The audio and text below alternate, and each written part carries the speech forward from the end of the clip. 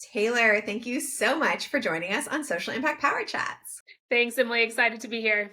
All right, so our deal is that we jump right in. So I'm going to ask you our first question, which is, we're here to talk social impact. How did you get into this work?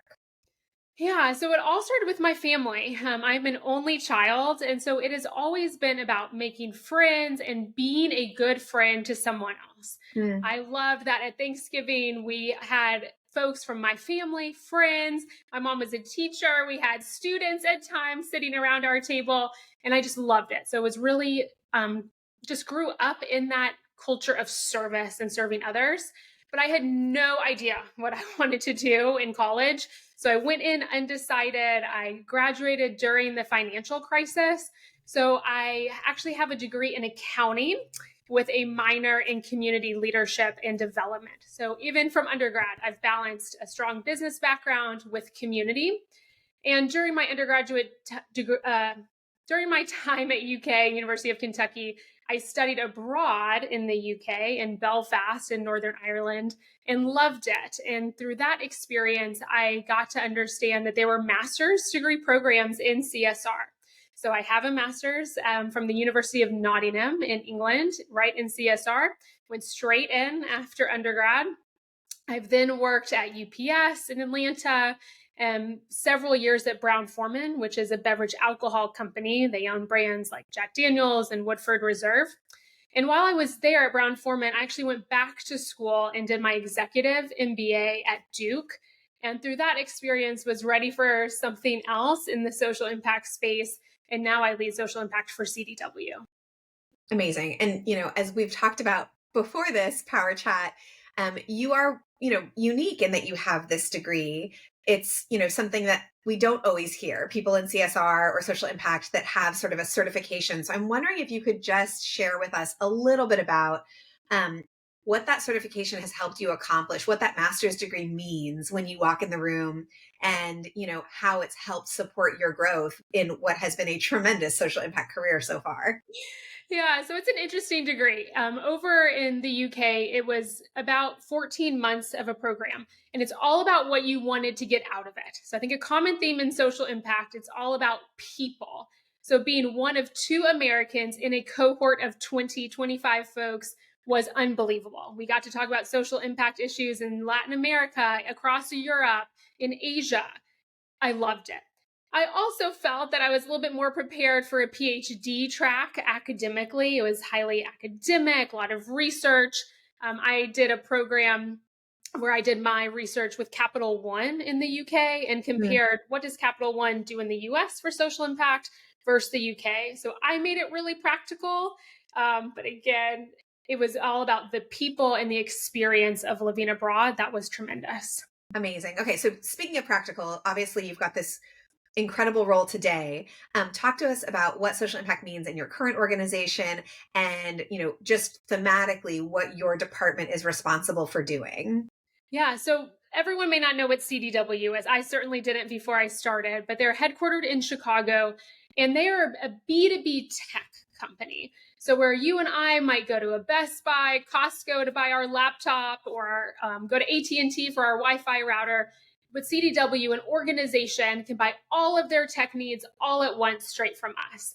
So they sell tech to nonprofits, actually, to businesses, to governments, to healthcare and hospitals. You can get Salesforce, your Apple products all at the same time. So that's what CDW is. I lead our social impact team, which is responsible for our nonprofit partnerships and relationships. And those gifts are focused around addressing digital equity or the digital divide. Then I also lead coworker engagement around our volunteerism, as well as our matching gifts program, and really empowering our coworkers to get involved in their local communities. Amazing. And obviously there's so many ways that technology is important for a more just and equitable society. So I know there's so many ways that you all have built out this work. Could you help us zero in on one program, one project, something that you thought was really stellar and representative, and then show us the homework? Help us unpack what was really powerful about that. What's the secret sauce that people listening could bring as a learning to their own organizations? Yeah, so CDW has been committed to this work from the beginning. So I was lucky to come into an organization that already cared. And one of those legacy programs was something called Fund Drive, and it was very fun for employees. And it was a large fundraiser for one single nonprofit organization. And it was great and it was loved. A lot of games and fundraising components. But with our focus and our values around equity and really wanting to empower our coworkers to care about what they want to and not just a single organization, we changed that annual event to something called Empower Month. So Fund Hmm. Drive to Empower Month. And it was change management. We couldn't go from 0 to 100. We needed something in between. And what we did is the company offered a 2-for-1 match during that time to any organization that a coworker wanted to donate to. And then we highlighted volunteerism, that we even have time off to volunteer. We provided opportunities. It was not the day of service, the week of service, but more of a highlight and a focus. And employees, of course, loved the 2-for-1. So it was hard because that single organization, we still highlighted them. We still continue to partner with them, but we no longer do single employee campaigns.